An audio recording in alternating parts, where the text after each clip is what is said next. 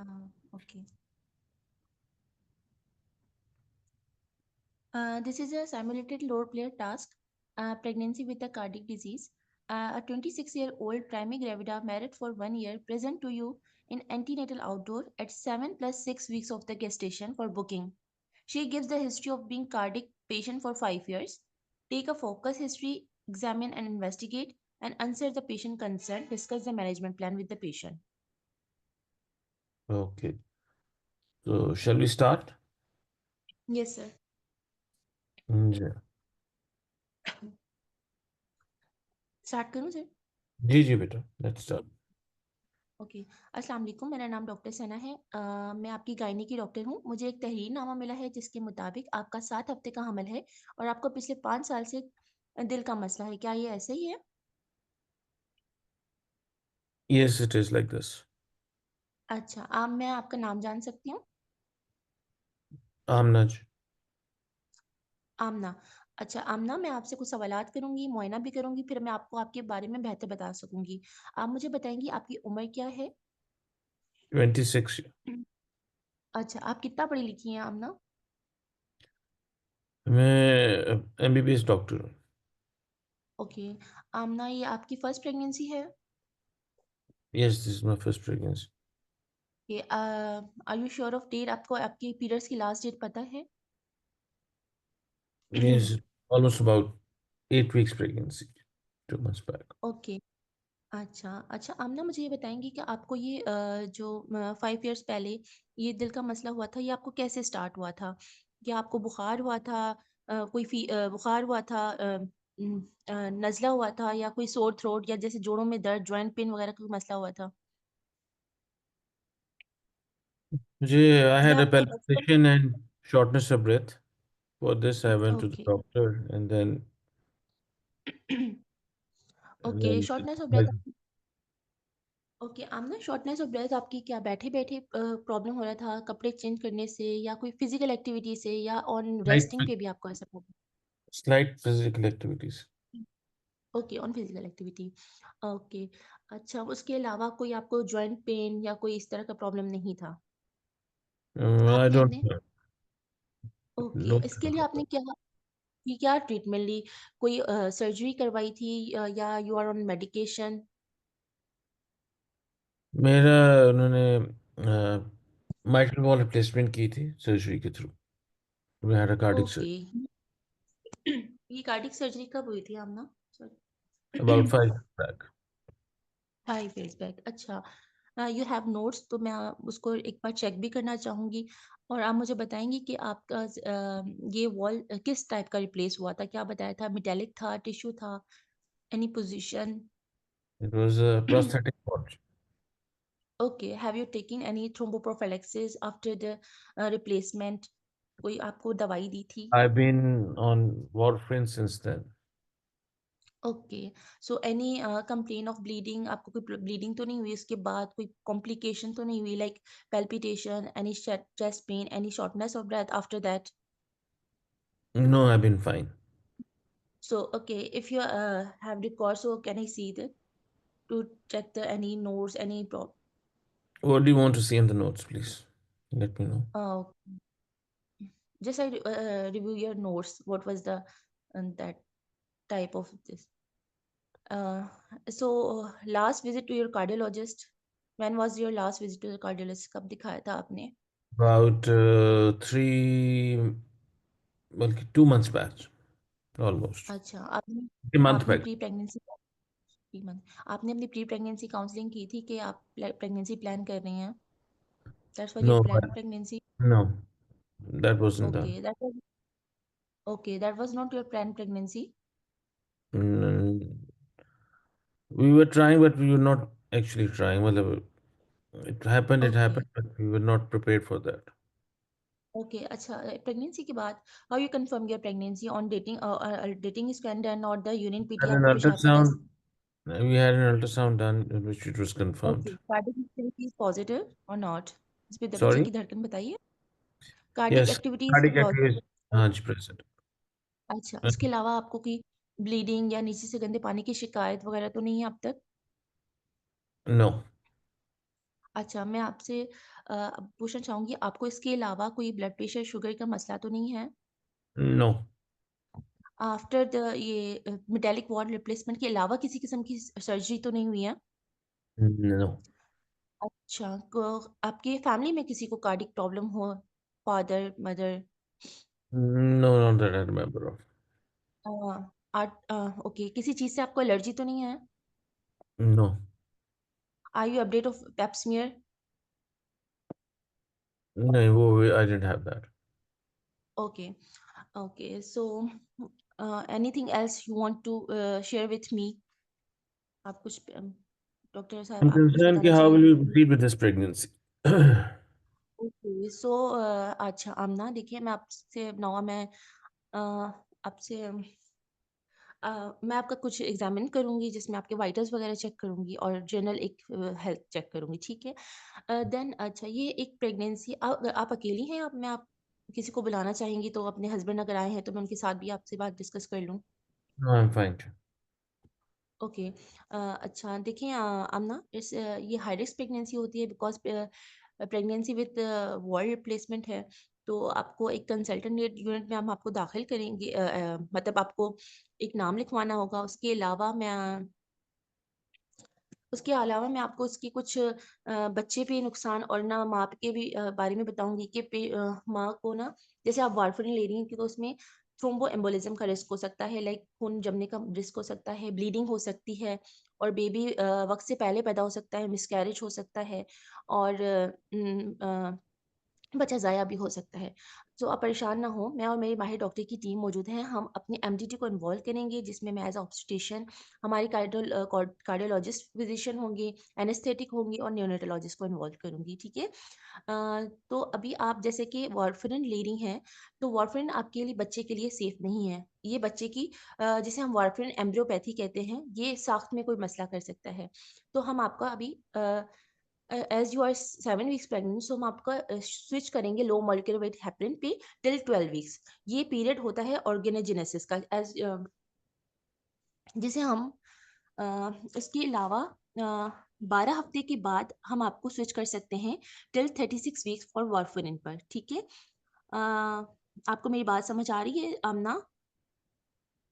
जैसा लग रहा है जी कि वो मैं मर जाऊंगी इस प्रेगनेंसी में, जिस तरह मुझे आप बातें बता रही हैं, तो वही बेटर है। नहीं, आप परेशान ना हो, नहीं, हमारे मैंने आपको बताया कि जैसे ये हाई रिस्क प्रेगनेंसी है, इसमें अगर आपको केयर करनी पड़ेगी, हम आपकी मेडिकेशन को स्विच करेंगे, हम आपको फ्रीक्वेंटली आपको बुलाते रहेंगे, हम आपको स्कैन्स करते रहेंगे, आपको मॉनिटर करते रहेंगे। It's a high risk pregnancy, not आप इस तरह नहीं कह सकती कि आपको कुछ हो जाएगा। अभी आप 7 वीक्स पे आई हैं, तो आप फॉलिक एसिड ले रही हैं? Yes, I am taking folic acid. अच्छा, हम आपका 12 हफ्ते पे एक एंटी स्कैन कराएँगे और 20 वीक्स पे हम एक एनोमली स्कैन कराएँगे और फ्रॉम द 26 टू 28 वीक्स हम ग्रोथ स्कैन कराते रहेंगे और हम आपको हर 1 से 2 हफ्ते बाद बुलाएँगे। उसमें हम आपकी कोई चेक करेंगे, कोई प्रॉब्लम तो नहीं हो रही, कोई शॉर्टनेस ऑफ ब्रेथ, कोई पैल्पिटेशन, कोई ब्लीडिंग तो नहीं हो रही। उसके अलावा जैसे कि मैंने आपको बताया कि आप 12 वीक्स ऑनवर्ड 36 वीक्स तक हम आपको वार्फरिन पे रखेंगे ना, और 36 वीक्स पे हम आपका एक प्लान डिलीवरी असेस करेंगे, आपको एनेस्थेटिक और से मीटिंग करवाएँगे, कॉन्ट्रासेप्शन के बारे में बताएँगे, ब्रेस्ट फीडिंग के बारे में बताएँगे। क्योंकि as you are cardiac patient, so हम आपकी प्लान डिलीवरी करेंगे। और अगर आप पेन्स में आती हैं तो फिर हम आपको 12 घंटे पहले ये आफ्टर 36 वीक्स हम लो मॉलिक्यूलर वेट हेपरिन पे आपको शिफ्ट करेंगे और फिर अ, जब आप डिलीवरी पे आती हैं या आपको डिलीवरी से 12 घंटे पहले आपको ये इंजेक्शंस बंद किए जाएँगे। आपको मेरी बात समझ आ रही है? I don't know, I am not getting to you correctly. मुझे तो अभी तो कॉन्ट्रसेप्शन भी आपने करा दी, अभी तो मेरी डिलीवरी भी नहीं हुई है, मैं तो अभी प्रेग्नेंट हूँ। नहीं, आपको सिर्फ डिस्कस किया जाएगा। हमारा 36 वीक पे हम डिस्कस करते हैं ये सब चीज़ें, तो वो मैंने आपको बताया। आपकी डिलीवरी किस तरह होगी, इस तरह आपको बताया जाएगा। अच्छा, ठीक। Anything else? जी। अच्छा, और जब आप पेन्स में आएँगी तो आपको 1:1 केयर दी जाएगी। आपको हाइड्रेशन मतलब हाँ, फ्लूइड मॉनिटरिंग होगी, लेबर और आपकी सीटीजी की जाएगी। अगर और आपको हम कोशिश यही करेंगे कि आपको अम, अम, अ, सर मैं अब उसको कैसे बताऊं। बेटा ये तो ओके फिर आप सर। इसको कह दो कि आप अच्छे से डॉक्टर के नहीं नहीं पास हैं। नहीं आप सर एक्चुअली क्योंकि मैंने आपका लास्ट लेक्चर सुना था तो उस पे था कि आपने उसको काउंसिल करना है क्योंकि एमबीबीएस स्टूडेंट है, तो इस वजह से।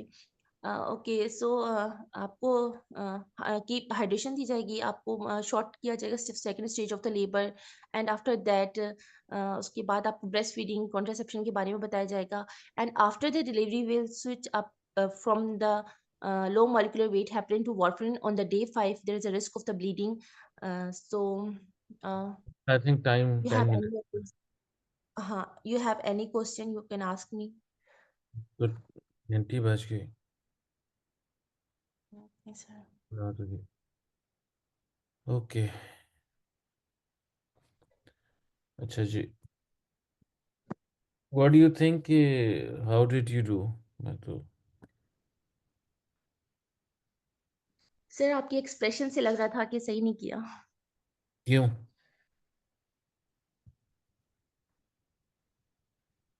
And what do you think the reason was that? Sir वो मे बी काउंसलिंग में मैं इसको समझा नहीं पाई मैनेजमेंट, बाकी एज अ हिस्ट्री और एग्जामिन तो मुझे लगता है सही था। और ओके। मैनेजमेंट में आपको वो स्विचिंग ऑफ द लाइक वो मैं समझा नहीं पाई कि इस तरह करना है। ऑलराइट बेटा, जो सबसे इम्पोर्टेंट चीज़ होती है ना जब आपकी ये pregnancy with any medical disorder आ जाती है, which could be anything, it is very simple. You need to assess कि जी उस प्रेगनेंसी की वजह से उस मेडिकल डिसऑर्डर पे क्या इफेक्ट पड़ रहा है, या उस मेडिकल डिसऑर्डर की वजह से उस प्रेगनेंसी पे क्या इफेक्ट हुआ है, और उनका सबसे इम्पोर्टेंट प्रेजेंट स्टेटस क्या है। मतलब इस सारे सिनारियों के अंदर आपने तो मुझे पूरी किताब का चैप्टर ज़रूर सुना दिया कि ये भी होगा, ये भी होगा, ये भी होगा, और हम 36 वीक्स में ही पहुंच गए और हमारी कॉन्ट्रसेप्शन भी डिस्कस होगी और सारा कुछ हो गया। क्या did you assess this patient कि प्रेजेंटली उसका स्टेटस क्या है? डिड यू सिर्फ आपने उनसे पूछा कि जी आप मेडिसिन पे थी शॉर्टनेस ऑफ ब्रेथ करने का? नहीं। And you do understand once एकदम जब पेशेंट प्रेग्नेंट होती है तो उसका ओवरलोड स्टार्ट होने का स्टेटस स्टार्ट हो जाता है विद द फर्स्ट ट्राइमेस्टर में, क्योंकि आपका हम्म। सर्टेन अमाउंट ऑफ हार्ट पे प्रेशर्स बढ़ जाते हैं। तो पहले तो नंबर वन, उसको आपको उसकी जो भी हमने उसकी NHA की करनी है डेफिनेशन के कार्डिक स्टेटस और पेशेंट का अपना स्टेटस क्या है, वो 1 2 3 4 के हिसाब से वो हमने डिसाइड करना है कि क्या है। और उसको करने के लिए पहले उसकी हिस्ट्री आ जाती है, कुछ इन्वेस्टिगेशंस आ जाती हैं, एंड फिर उसके बाद फिर हम सोचते हैं। आपने उसकी कौन सी इन्वेस्टिगेशन कराई? मेरा ख्याल है आपने तो CBC भी नहीं कराया। आपने उसकी एग्जामिनेशन के अंदर क्या उसकी JVP देखी, उसका कार्डिक हार्ट सुना, या उसकी इन्फॉर्मेशन ली? आपने सिर्फ पूछा कि जी आपका अल्ट्रासाउंड हुआ था, बल्कि वही मैंने कहा था कि जी हाँ जी मेरा अल्ट्रासाउंड हुआ था और उसमें फीटल कार्डियक एक्टिविटी थी। Unless can till you assess के इस स्टेज पे जहाँ पे भी अभी वो 7+ वीक्स पे है, कि whatever the status of the patient is, उसके बाद ही then we take it on to the second trimester and the third trimester and then post antenatal care जो भी आपने देनी है, जो भी करना। हमें तो यही नहीं पता चला कि इस पेशेंट को कुछ करने की ज़रूरत है कि नहीं है, सेफ है कि नहीं है। Only thing which I could gather from this के जी के वॉर्फिन हम चेंज करके लो मॉलिक्यूलर पे डाल देंगे, लो मॉलिक्यूलर के बाद फिर आई डोंट नो, मुझे तो समझ भी नहीं आई कि हमने कब डालना है। उसके बाद हम उसकी वो कार्डिक एनॉमलीज के लिए, सॉरी कार्डिक एनॉमली तो आपने फीटल एको तो कराई नहीं इस पेशेंट की, हम वैसे जनरल एनॉमलीज के लिए उसका 20 वीक्स पे स्कैन करा लेंगे एंड बाद में ग्रोथ फैक्टर देखते रहेंगे और फिर देन दैट इज इट। सारी मिस इको और यस ईसीजी और ये सब। जी Yeah. जी। और वॉल्फरिन भी ले रही थी तो वो मैंने उसको भी करना था पीटीआईएनआर जैसे ये सब एंड मेरे पास। Number two, did you ask कि उसकी वॉर्फिन की डोज कितनी? ये तो मैंने डॉक्टर खुद बना दिया है सिनेरियो पढ़ने के बाद, क्योंकि to make your life easy. Yes जिसमें सर। आपको जो सारी चीज़ें थी कि जी उसका वेल्व किस किस्म का है, कब से है, क्या है, just to make your life easy. और मैं तो उर्दू में एक लफ्ज़ भी नहीं बोला इनिशियली। आप मुझसे उर्दू में बात करते रह गए कि जी के मुझे जो पता नहीं, माशाल्लाह आपने बड़ा उर्दू का अच्छा सा लफ्ज़ बोला था, मुझे रुका क्या क्या क्या मिला है, जो डॉक्यूमेंट्स को आप कहते हैं उर्दू में, आप तहरीरनामा। तहरीरनामा। मैं तो उस पर पहले तहरीरनामा, पता नहीं कि मेरी क्या ज़िंदगी की कौन सी उन्होंने उसमें क्या चीज़ें लिख दी हैं कि जी के वो क्या कहते हैं कि मेरा हिसाब किताब होने लगा तहरीरनामे की वजह। एंड उसके बाद assessment of everything, basically any medical disorder, ये आज याद कर लो कि जब भी होता है, चाहे किसी किस्म का भी हो, चाहे डायबिटीज़ है, चाहे हाइपरटेंशन है, चाहे कोई और चीज़ भी है, थायराइड है, at the time where the patient comes to you, उसके साइन सिम्टम्स, उसका स्टेटस, उसकी investigation has to be completed first, और examination of course. And then उसके बाद देन यू प्रोसीड कि जी हाँ जी बाकी सब कुछ ठीक था आपका, देखा आपको फ्लूइड ओवरलोड नहीं हुआ हुआ, आपको शॉर्टनेस ऑफ ब्रेथ नहीं हो रही, आप क्लास 1 में आप आ रहे हो, आप कंप्लाइंट हो, अपने कार्डियोलॉजिस्ट के पास भी जाते रहते हो, ये हो, अब आप आ गए हो। हम इस टाइम आपका कार्डिक स्टेटस को रीवैल्यूएट करेंगे by doing your echo to see कि जी हमारा वेल्व का क्या स्टेटस है एट दिस स्टेज। आपका साइंस सिम्टम्स के हिसाब से वो देखेंगे, देन वी विल सी कि हमने क्या। अगर वो वारफरिन लेस देन 5 ले रही है तो देर इज़ अ पॉसिबिलिटी कि we don't need to change that, because ऐसे पेशेंट्स जो होते हैं उनमें थ्रोम्बो एम्बोलिज्म का चांसेस को अपने वे आउट करना है विद फीटल एबनॉर्मेलिटीज़ और फीटल उसके हिसाब से। अब it is more than 5 milligram per day, फिर उसके हिसाब से देन इट इज़ रिकमेंडेड कि फिर तो आप ज़रूर कराओ। अगर उससे कम है तो then we discuss the patient with the patient, जो स्पेशली कोई एक मेडिसिन रिलेटेड है कि ठीक है अगर हम इसको कंटिन्यू करेंगे तो ये एडवांटेजेस हैं, डिसएडवांटेज ये हैं कि इसमें आपको ये पास करती है थ्रू द प्लेसेंटा, और बेबीज़ को ये एबनॉर्मलिटीज़ कॉज कर सकती है। अगर लेकिन अगर हम आपको स्विच ओवर करते हैं, आपका इंसिडेंस ऑफ थ्रोम्बो एम्बोलिज्म जो है वो इससे बढ़ जाता है। And then because of that हम आइडली स्पीकिंग जो इतनी डोज पे हो उसको हम पहले 3 मंथ्स में ये करते हैं, 3 मंथ्स के बाद हम उसको दोबारा स्विच ऑन करते हैं, and then of course third trimester में जाके दोबारा ये करके दे देते हैं।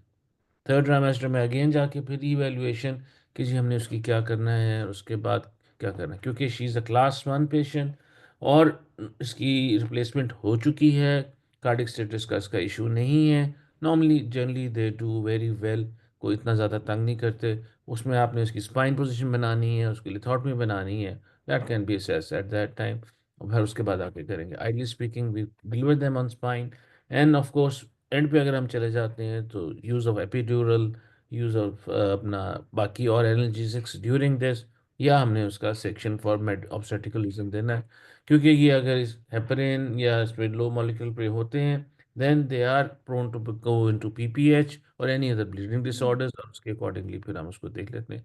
बाद में आपने तो मुझे पहले डरा दिया कि जी आपकी मिस कैरेज हो जाएगी, आपका फलां चीज़ हो जाएगा। You always once you counsel a patient, you try के पहले आप उसको थोड़ा सा पॉजिटिवली दो। आप कहो कि जी हाँ जी आप क्लास 1 के पेशेंट हो, यू आर कंफर्टेबल, ऐसी कोई बात नहीं, will take care of you. Yes you will have some frequent visits में भी आपका कुछ एडमिशन्स भी ज़्यादा हों, लेकिन हम आपको मॉनिटरिंग करने के लिए ये टेस्ट है, इन्वेस्टिगेशंस हैं, आपके INR हैं, अगर आप वो दे रहे हो लो मोलिकुलर वेट मेल्किन, तो फिर फैक्टर 10A का भी हम उसका टेस्ट हमारे पास अवेलेबल नहीं है, लेकिन still on papers on exam तो हो सकता है, उसके साथ आपको मॉनिटर करेंगे, उसकी रेंज हम आपकी इतनी रखेंगे, एंड रेंज रखने के बाद फिर हम इस तरह करके ले लेंगे। डोजेज आपकी वेट के हिसाब से होगी, जो ना आपने उसकी इन्वेस्टिगेशन में ना उसका BMI पूछा, ना वेट पूछा, और उसके बाद आपका हम ये एग्जामिनेशन जो होता है कार्डिक क्वेरीज करते रहेंगे, चेस्ट सुनते रहेंगे, और अगर आपको बीच में कोई शॉर्टनेस ऑफ ब्रेथ होती है या कोई ब्लीडिंग होती है या कुछ होती है तो वी विल इन्फॉर्म यू कि आपने फॉरेन लेबर रूम में लाना है या क्या करना है, और उसके अकॉर्डिंगली फिर हम चलें। If we start with a negative counselling of anything तो पेशेंट तो डर जाएगा। Yes sir. मुझे तो सरप्राइजिंगली ये भी हुआ कि आप अगर मरीज़ के सामने कहते हो कि जी मुझे तो समझ नहीं आ रही मैंने क्या करना है, फिर आप यूँ करो इसको, आप कराची से हो, पंजाब में नहीं तो सर, हम आपकी पंजाब आपके बहुत पंजाब में एक्सप्रेशन आप ऐसे थे तो मैं। नहीं तो और बताओ मुझे, अगर आप मुझे कहोगे जी आपका बच्चे को ये प्रॉब्लम हो जाएगी, या आपको तो ब्लीडिंग हो जाएगी, या आप तो मर जाओगे, या आपको एम्बोलिज्म हो जाएगा, you started with this thing.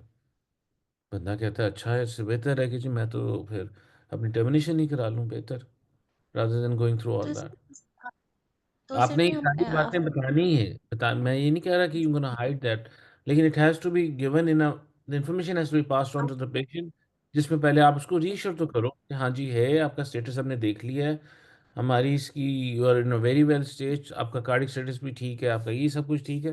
हाँ, इसके साथ कॉम्प्लिकेशंस जरूर हो सकती हैं, जो we can keep an eye on that, और वो यही होगी।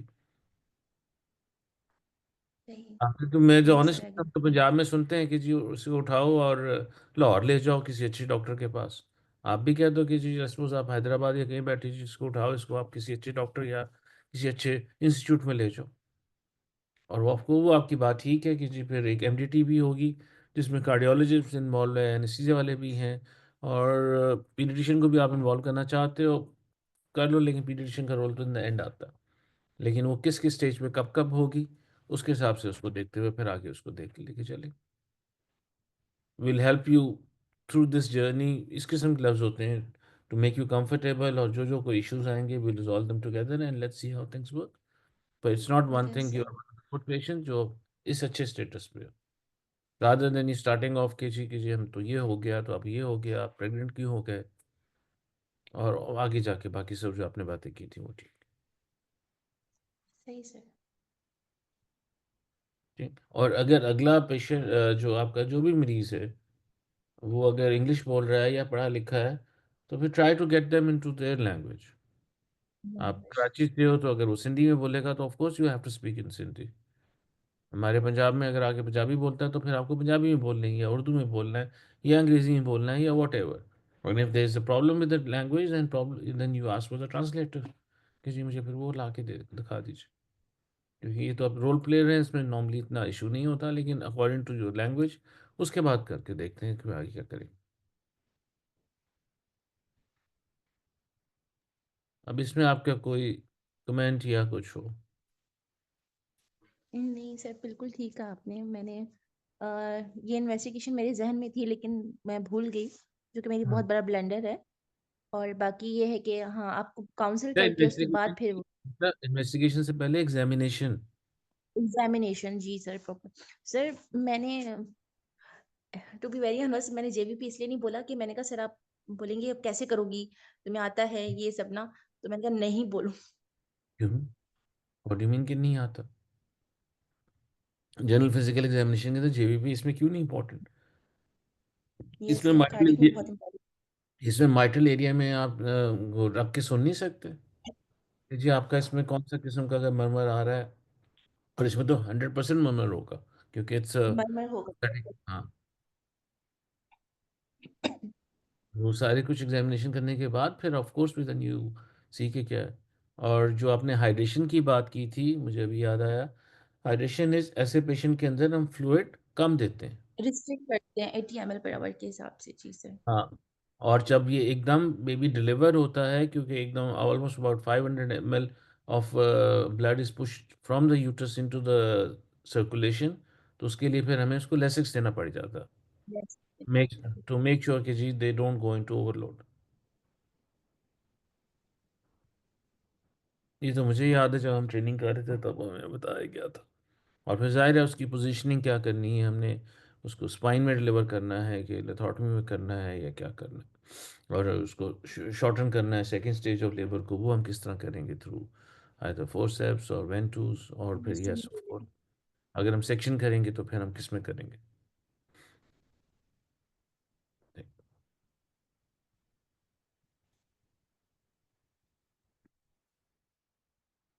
चलो, अगर इसके अलावा if we have some questions और somebody else has, then will see. Sir आपने बताया था कि वारफरिन का अगर 5 mg से ज़्यादा ले रही है तो फिर हम उसको वो स्विचिंग का बताएंगे। अगर वो 5 mg का डोज ले रही है तो इट्स इनफ, हम इसको कंटिन्यू करेंगे ये नहीं नहीं प्रेगनेंसी। नहीं नहीं नहीं, बिल्कुल नहीं बेटा। जो इन्होंने ये सारी एम्ब्रियोपैथी सब कुछ देखा है, नॉर्मली इन्होंने देखा ये है कि उसमें डोज मोर देन 5 हो तो फिर जन ज़्यादा होती है। अगर 5 या उससे कम है, then you discuss with the patient discuss with the patient, okay. हाँ, you will discuss with the patient कि जी अगर हम हमारे पास ऑप्शन है कि we can continue through this third trimester, and of course it's also depend upon कि वो किस टाइम आपके पास आई। अगर वो आई आपके पास तकरीबन 11 हफ्ते में, फिर तो सर समझा, फिर ठीक है। क्लोज, फिर हम फिर दोबारा। लेकिन आजकल तो हमारी जो मेडिसिन है बिकम्स ईजियर। हम एडवाइस जरूर देते हैं लेकिन डिस्कशन हम जरूर करेंगे कि वी हैव एन ऑप्शन, जिन चीज़ों में ऑप्शन होती है, जिन चीज़ों में ऑप्शन होती है, नॉट इन एवरीथिंग, पर जिस चीज़ में ऑप्शन अवेलेबल हैं, कि जी पहली ऑप्शन ये है कि हम इसको स्विच ओवर कर दें, उसका ये फ़ायदा है, ये नुकसान है। अगर अपना ये हम नहीं स्विच करते तो उसका ये फ़ायदा है और फिर ये नुकसान। It's totally up to you. क्योंकि ये कहना कि जी के क्योंकि यू डू अंडरस्टैंड कि जी जो हेपरिन है लो मॉलिक्यूलर और दूसरी वाली भी फ्रैक्शनेटेड, both of them they don't pass through the placenta and they have no abnormalities associated with the fetal, क्योंकि वो पास ही नहीं करती नहीं। पर उसमें जो जो आपकी कंप्लायंस ऑफ थ्रोम्बोएम्बोलिज्म या सेफ्टी ऑफ थ्रोम्बोएम्बोलिज्म वो कम हो जाता है, बिकम्स डेंजरस कम हो जाती है। For the mother. सर इसमें सर इसमें डिलीवरी प्लान क्या होगा, विजाइनल और सीएस? बेटा पेशेंट ये को क्या? जितने मेडिकल नॉर्मली होते हैं उसमें ideally it should be a vaginal delivery, unless कैंटल कोई ऑब्स्टेट्रिकल कॉम्प्लिकेशंस या उसकी इंडिकेशन बन जाती। सर इसमें भी फोर्स ऑफ डिलीवरी होगी? You need to shorten the second stage of labour, लेकिन नॉट नेसेसरली फोर्सेप्स करें उसको अच्छा सिर्फ। सर, इसमें इसमें रिस्क होता है ना प्री एक्लेम्पशिया या मतलब या एज का, तो हम लोग लो डोज एस्पिरिन स्टार्ट कर सकते हैं फ्रॉम द हाँ 12 वीक्स? बिल्कुल कर सकते हैं और ये इसमें करना भी चाहिए। इसमें जी उन्होंने करना, रिकमेंड हाँ किया जी। हुआ है कि इसके साथ आपने चाहे हमने ये लो मॉलिक्यूलर दे रहे हैं चाहे वॉर्फिन दे रहे हैं, उसके साथ आप लोप्रिन हम भी लोग उसको देते हो। लोप्रिन आप जी देते जी, रहो। वो सही मैं है। भूल गया था, Loprin has to be given. Sir मैं भी भूल गई थी, मैं फिर बहुत कुछ भूल गई थी।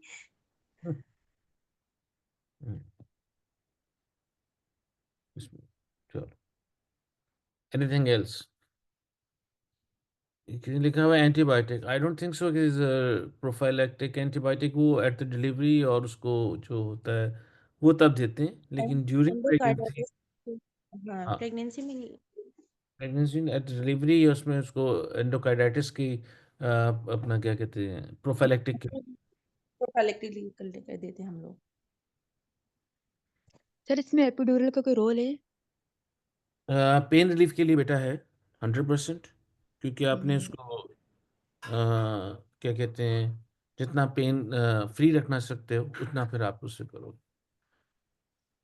इंडक्शन नॉर्मली दे बिलीव कि जी आफ्टर 38 वीक्स के बाद वी अगर स्पॉन्टेनियस लेबर में नहीं जाती तो देन, क्योंकि हमने इसको स्विच ओवर करना होता है विद दिस हेपरिन और इसके डोजेज और इसकी सारे को कैलकुलेट, तो इट्स इजियर कि हम उसको अगर उस पे क्या कहते हैं इंड्यूस कर देंगे एट 38 वीक्स अगर कोई और इंडिकेशन नहीं होती।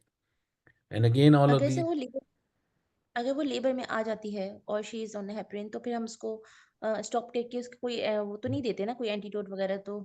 डिपेंडिंग अपॉन कि उसने किस टाइम डिलीवर होना है।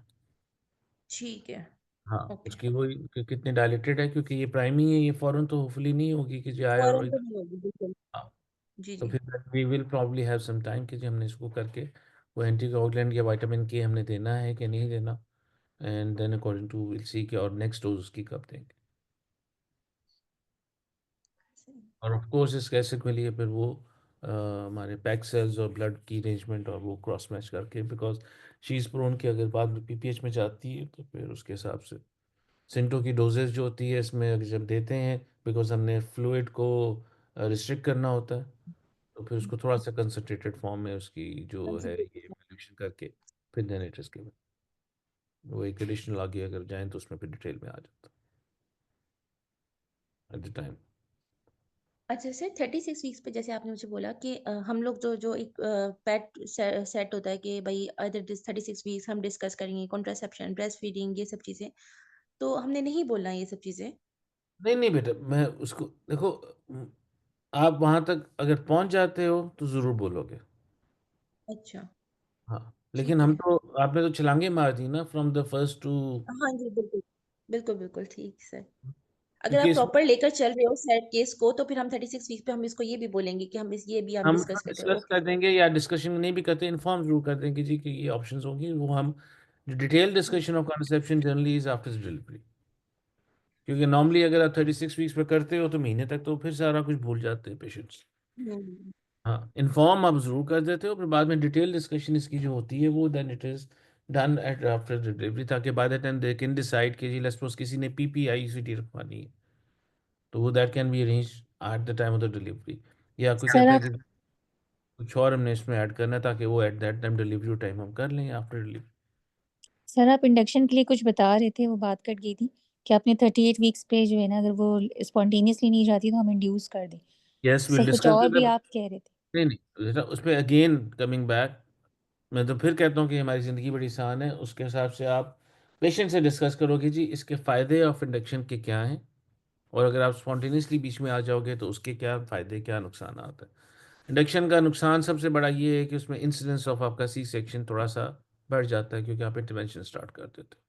उसका एडवांटेज सबसे बड़ा ये है कि आपकी डोजेज, आपकी ड्रग्स, आपकी कोई ड्रग्स इन्वेस्टिगेशंस, आपने कुछ उसका एंटीकोगुलेंट या जो भी देना है कब उसका आपका टाइम जो है वो डिफाइंड हो जाता है, तो it's become easier for you to manage it. हर चीज़ विल बी अंडर कंट्रोल, क्योंकि ये नहीं होगा मिडल ऑफ द नाइट पे इस तरह डिलीवरी नहीं हो रही होगी। यू प्लान इट आउट कि जी हमने इसको कब करना है, at the presence of the senior obstetrician, senior paediatrician और कार्डियोलॉजिस्ट एट द टाइम, क्योंकि कभी पेशेंट का ऐसे पेशेंट में जिसमें वायरस होता है तो ऊपर लैप्स भी कर जाता है, या ड्यूरिंग अपना लेबर में वो कैन बी उसका डैमेज भी दोबारा हो जाता है, तो although situation has to be catered for, वो अवेलेबल होंगे ताकि कोई ऐसा सिम्टम होता है पेशेंट को या कोई एम्बोलिज्म खुदा ना खास्ता होता है तो उसके लिए फिर कैन बी सब तैयार होते हैं कि क्या है। एंड उसके लिए ऑफ कोर्स वो 1-to-1 मॉनिटरिंग एंड जो हमारा हाई रिस्क के साथ क्राइटेरिया है वो आप फुलफिल करोगे अगर तो। सर जी। सर ये थेरेपेटिक डोज पे जो पेशेंट होते हैं उनको इंडक्शन के टाइम पे कितने मतलब कितने घंटे पहले, हम अगर इंडक्शन देनी है पेशेंट को, कितने घंटे पहले हम थेरेपेटिक डोज को बंद करेंगे? Therapeutic dose of what? क्योंकि आप हर किसी की low half life molecular weight heparin, low molecular weight heparin. Low molecular weight happen normally जब उसकी आप डिलीवरी एंटिसिपेट कर रहे होते हो कि विद इन 5 to 6 आवर्स आ जाएगी, तब उसकी डोज को आप रीएडजस्ट करते हैं, अदरवाइज वो कंटिन्यू करती है। इंडक्शन के टाइम पे भी कंटिन्यू इतना Yes. हमने उसको रखना है? क्योंकि देखो ना, जो प्राइमरी है उसमें कम से कम आपको 12 घंटे तो लगने ही लगने हैं, हम्म। 12 से एटलीस्ट 24 आवर्स तो लगने हैं for sir the day. Patient on warfarin liver में आ जाती है, सिजेरियन फिर सेक्शन उसमें प्लान करते हैं, और उसमें साथ में मैडम सर जो फिर एंटीडोट देते हैं विटामिन के विटामिन और के का एफएफपी, उसके अलावा सर जो फैक्टर 7A है पाकिस्तान में अवेलेबल नहीं है, क्या वो बता सकते हैं एग्जाम में? 7A तो अवेलेबल है बेटा, वो तो अवेलेबल है, ओके महंगा है, इट्स एक्सपेंसिव, पर अवेलेबल है। अब तो मेरा ख्याल है शायद सर उसका चाइनीज वेरिएंट भी आ गया है, लेकिन हमने तो कुछ पेशेंट्स को लगाया एंड जो काफ़ी हैवीली ब्लीड करते हैं, लेकिन नॉर्मली ये वाले को अगर हम ये कर दें विटामिन के दे दें और अगर हमारे पास अवेलेबल हो एफ लगा दें तो generally they do well. Sir, उसकी बाकी प्राइस क्या है? वो वेट के हिसाब से होता है, टू द पेशेंट्स की उसकी डोजेज उसकी कैलकुलेट करनी पड़ती है, लेकिन वो आता है एवरेज जो अगर हमारा है 60 और 65 kg वेट, तो तकरीबन 2 से 3 लाख के दरमियान है मेरे ख्याल। जो ये चाइनीज़ वेरिएंट है थोड़ा सस्ता है, और जो दूसरा वाला था वो मेरे ख्याल है 5 and plus है शायद। Okay sir. सर आप लो मॉलिक्यूलर वेट का बता रहे थे, कैसे डोज एडजस्ट करेंगे? जैसे प्राइमरी 12 घंटे लेती है लेबर के। बेटा उसकी डोज तो एडजस्टमेंट उसके लिए नॉर्मली तो जो है उसका आप वो अपना क्या कहते हैं, कौन सी चीज़ कराते हो उसको देखने के लिए कि जी उसकी डोजेज वगैरह कितनी क्या होता है। फैक्टर 10 है? हाँ, अगर वो अनफॉर्चुनेटली मेरा नहीं ख्याल पाकिस्तान में होता है, लेकिन अगर हो रहा हो तो then according to that it is managed. वरना नॉर्मली एन एवरेज जो होता है वो हमने इवन अगर सर्जरी वगैरह भी करनी हो तो हम कहते हैं जी 6 आवर्स से अबव हो जाए तो देन दे आर फाइन। जैसे सर आपने कहा इंडक्शन। आमतौर पे एग्जाम की तरफ होगा तो फिर दैट विल डिपेंडिंग अपॉन कि आपका फैक्टर वाला जो है उसकी वैल्यू कितनी है। वो जैसे सर भिजवा थेरेपेटिक डोज हम बंद करेंगे, प्राइमरी को इंडक्शन दे रहे हैं, तो जी। थेरेपेटिक डोज उसकी लेबर 12 घंटे लेबर के काउंट करेंगे और 18 घंटे उसके पहले वाले, 18 घंटे पहले हमने इंडक्शन से पहले उसको टेबलेट वो बंद करनी है फिर डोज। नहीं नहीं, हमने लो मॉलिक्यूलर वेट तो हम ड्यूरिंग इंडक्शन हमारी चलती रहती है, जहाँ तक if I remember correctly. Sir therapeutic dose 24 घंटे पहले बंद करते हैं प्रोसीजर से। ऑफ व्हाट, ऑफ ये हेपरिन लो मोल अपना, सॉरी फ्रैक्शनेटेड हेपरिन के लो मॉलिक्यूलर, क्योंकि low sir low molecular weight, molecular dose. Low molecular weight का तो हाफ लाइफ ही मेरा ख्याल है इसकी कोई 4 आवर्स है। सर हेपरिन वो इन्फ्रेक्शनेटेड हेपरिन की है मेरे ख्याल से।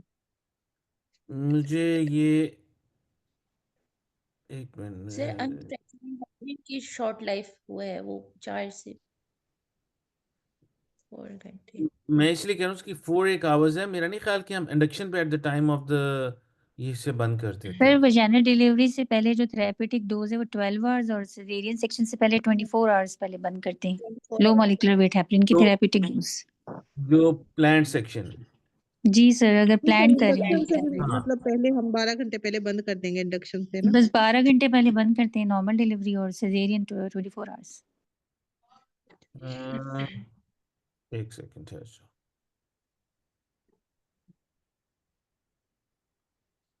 मुझे एक मिनट, मैनेजमेंट डिलीवरी,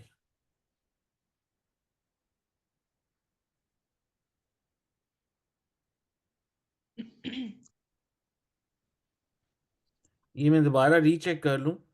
मैंने इसको आई गॉन थ्रू दैट, लेकिन I think I miss my mind. इसको मैं दोबारा एक बार चेक कर लूँ।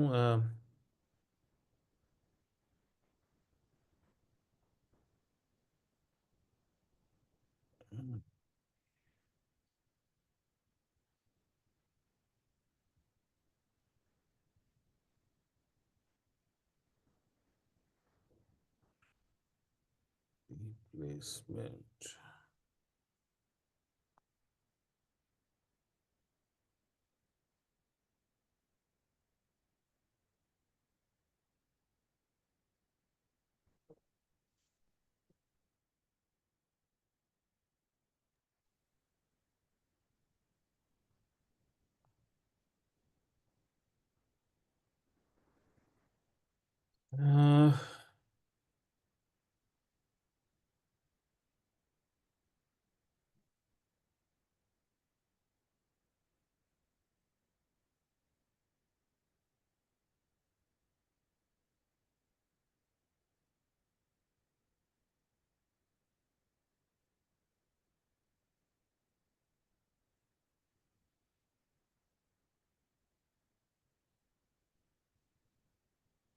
चलो ये मैं दोबारा करके इसको कोई आर्टिकल या जो भी होगा इसको मैं शेयर कर दूंगा इसके साथ, इमरान के साथ, वो आपके साथ शेयर कर लेगा। तो सर जी, ऐसा सर, जब हम लोग फ्रॉम 12 वीक्स हम वारफरिन दे रहे थे, तो फिर हम लोग पीटीए पीटीटी हम लोग वो करवाते हैं ना, हर 2 हफ्ते के बाद कराते हैं, एवरी 2 वीकली। मेरा ख्याल है कि it should be done 2 weekly, और एटलीस्ट हाँ 2 हफ्तों के बाद उसको दोबारा रीचेक करने के लिए कि जिसका INR कितना, and then according to that उसकी हमने डोज एडजस्ट करनी है, तो फिर देन विल डू दैट। अच्छा सर, जब और दूसरी बात ये कि जैसे ये अब आपने बताया कि 7 वीक्स प्रेगनेंसी पे आएगी, हम उसका स्टेटस चेक करेंगे तो इको कराएंगे, ठीक है ना? तो जी, अगर सब चीज़ें ठीक हैं, और तो फिर जैसे प्रेगनेंसी बढ़ती है तो आपको पता है वर्कलोड बढ़ता है, एनीमिया होता है, सब चीज़ें, उसको शॉर्टनेस ऑफ ब्रेथ आगे होगी, तो फिर हम दोबारा रिपीट करा सकते हैं इको, या बस यस ऑफ शुरू में कोर्स। कराएं अगर उसको जब भी सिम्टम्स आएंगे तब हम रिपीट कराएंगे? तब उसको रिपीट कराओगे, वरना हर ट्राइमेस्टर में आप उसको कार्डियक वैल्यूएशन के लिए जरूर पूछवाओगे, ओके। तीनों एक हमने ट्राइमेस्टर। स्टार्टिंग में कराया। ओके, एवरी ट्राइमेस्टर में सही है। एवरी ट्राइमेस्टर में उसको आप उसके साथ उसको करके लेके आओगे। उसकी रीज़न ये था कि कभी भी उसका चेंज होता है तो विद दे डू दैट। और आजकल तो कार्डियोलॉजिस्ट वगैरह को के कोई एडवाइस भी नहीं करते वैसे। जी, ठीक।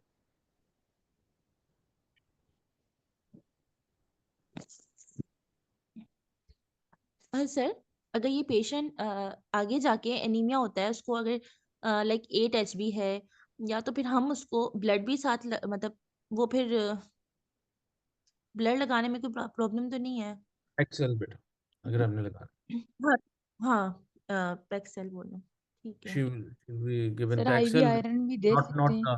IV आयरन भी दे सकते हैं, उसकी कॉन्ट्राइंडिकेशन नहीं है फॉर डिपेंडिंग। एग्जाम्पल जी, so for example she is now 36 weeks and HP is 7, so तो फिर हम उसको ऐसे बेटा अब मैं तो उसको बता देता हूँ जवाब, लेकिन देखो ये जो आपका शुरू से पेशेंट आ रहा है और अब आके 36 वीक्स पे आया और उसकी HP 7 है, जो मेरे ख्याल है हर 2 हफ्ते के बाद आपके पास विजिट कर रहा है, नहीं, और अगर सर वो जिसमें हाँ, हाँ लेकिन अगर बीच में कोई लॉस ऑफ फॉलो पर अचानक इस तरह का कोई केस आ जाए या कुछ भी, जी, तो फिर उस पर 7 अगर आ जाती है 36 वीक्स पे, फिर depending upon her symptoms, hmm, उसके accordingly then you will manage कि जी क्या करना है, हमने ओके, ब्लड लगाना है, उसको IV देना है, कि हमने उसको क्या करना, डिपेंड पिछला सारा उसका रीचेक करने के बाद, और एनीमिया की सारी हम्म, रूल आउट करनी है, और भी कि वाई ठीक, शुड इट बी एनीमिक।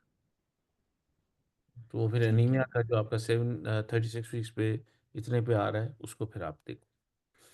सही है सर, ठीक है, थैंक यू सर। चलो, और कोई क्वेश्चंस? सर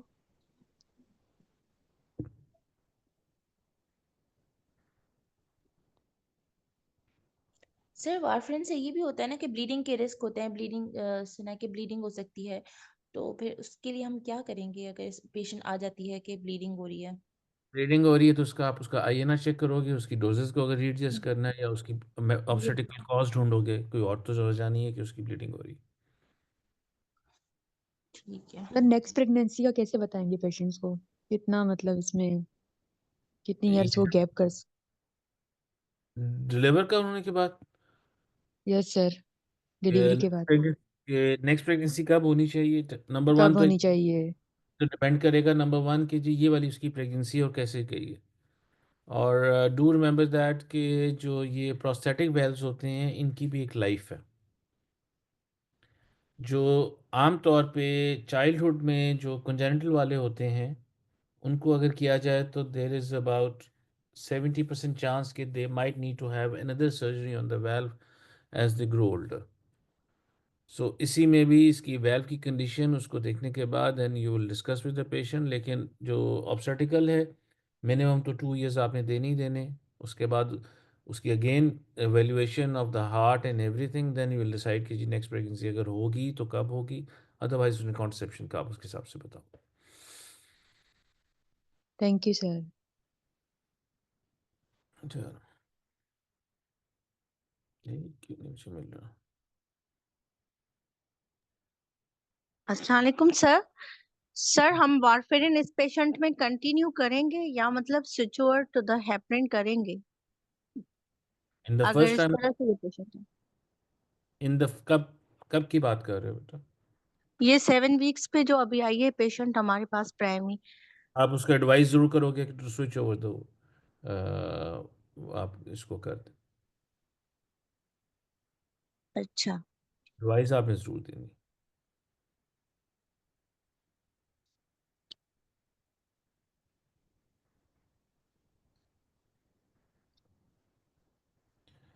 ओके, सर अगर कंजेनाइटल एनोमली स्कैन हो जाता है और वो नॉर्मल आता है तो फिर तो हम कंटिन्यू कर सकते हैं ना वॉरफेरिन?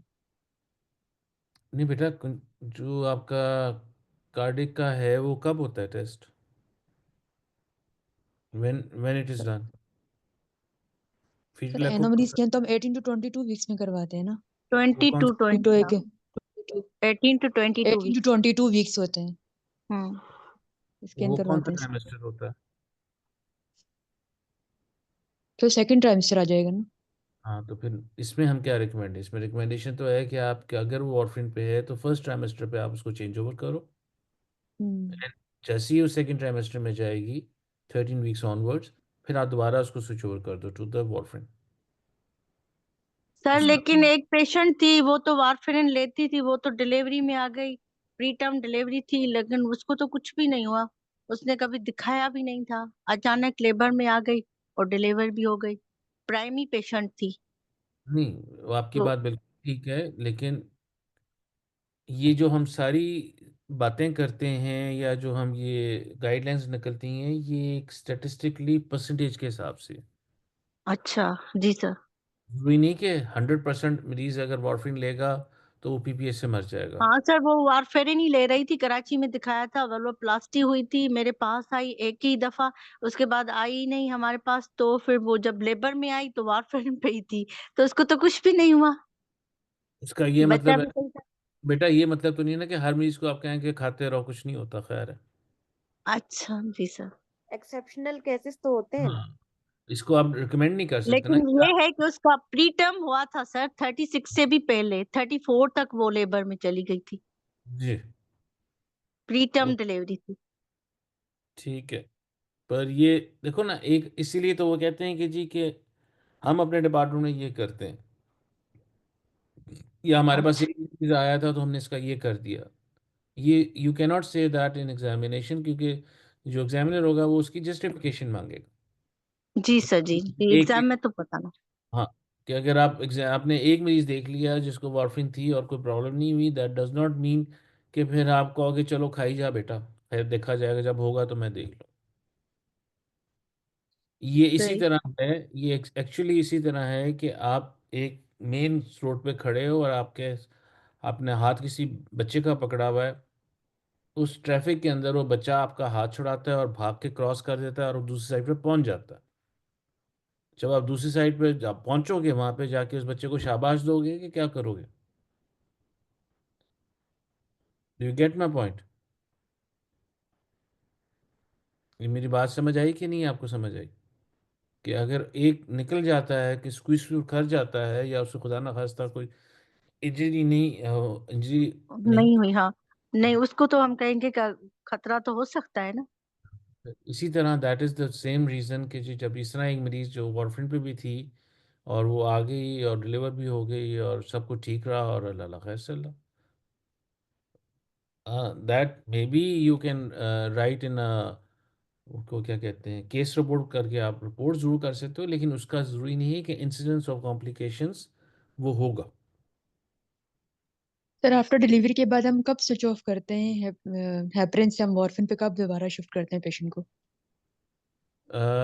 हेपरिन से 4 वॉर आवर्स से। वॉर्फरिन पे हम स्विच ऑफ करके दोबारा वॉर्फिन पे लेकर आते हैं ना मेरा ख्याल है पेशेंट कि को? इसमें यार थोड़ा सा ओवर इनका 5 इनका ना ओवरलैप होता हम्म। Yes sir. है, सम टाइम हाँ, ऑफ और हाँ। ओवरलैप होता है, फिर देन यू स्टॉप द ये अपना क्या कहते हैं वॉर्फरिन पे start, yes I heparin don't stop करवा सर के ये वॉर्फिन पे लेकर आते हैं। लेबर के बाद लो मॉलिक्यूलर वेट हेपरिन पर होती है, तो फिर हम उसका सर वो चेक करते रहते हैं ना, पीटी आईएनआर वंस अचीव हो जाता है, फिर हम उसको डे 5 पर वॉर्फिन पे ले आते हैं। यस यस 3 to उसमें 5 days लिखा है। आईएनआर ने जितना लेके जाना है तब तक उसको चलती रहेगी, साथ साथ लो मॉलिक्यूलर जब वो अचीव हो जाएगा तो फिर then will stop that and will continue with the warfarin dose. Yes सही सही। Thank you sir. चलो जी।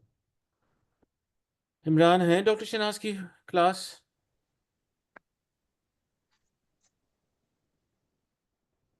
जी सर, है सर। है आ गई मैडम? क्या आ रही? सेटअप कर रहा है, अभी मैडम नहीं आएंगी। ओके चलो। चलो बेटा, अगर कोई और क्वेश्चन नहीं है तो thank you very much, then hopefully thank you sir. Thank you sir. Cardiac हमेशा बहुत मुश्किल लगता था, लेकिन आज थैंक यू सर। आपको प्रिपेयर करने के बाद लगा है कि बस थोड़ा सा इजी है, लेकिन आपको सही चलना है। हाँ, थैंक यू सो मच लेकिन सर। थैंक इसमें बेटा do remember that there is some difference between aortic and mitral valve का भी डिफरेंस है। You. One of the major इसमें डिफरेंस जो है, एओर्टिक वालों में आप जो है ये थोड़ा सा फ्लूइड ज़्यादा रखते हो, you keep them wet, and mitral में यू कीप देम ड्राई, कि उसमें आपने फ्लूइड थोड़ा ज़्यादा देना ओके होता है ताकि, क्योंकि इसका कार्डिक में आपका उस सिलसिले के लिए, अदर देन मोर लेस सब कुछ समथिंग रहता है। दूसरा इसमें एक सर, नेक्स्ट बात, क्लास आप सॉरी, कार्डियोमायोपैथी पे रख दें प्लीज सर, ताकि कार्डिक पूरा एक हो जाए। ये आप इमरान को मैसेज कर देना, क्योंकि हेलो। नाता तो वही है अपना, हेलो। डिसाइड अल्टीमेटली वो करता है। आप इमरान को मैसेज कर देना, दिल सी कि अगर वो मैनेज कर सकता है तो जरूर can have that on cardiomyopathy. और यस सर, ताकि कार्डिक कार्डियोमायोपैथी पूरा एक हो जाएगा ना। ठीक है, जरूर। जी सर। ओके बेटा। Okay sir, thank okay you. Sir, thank you.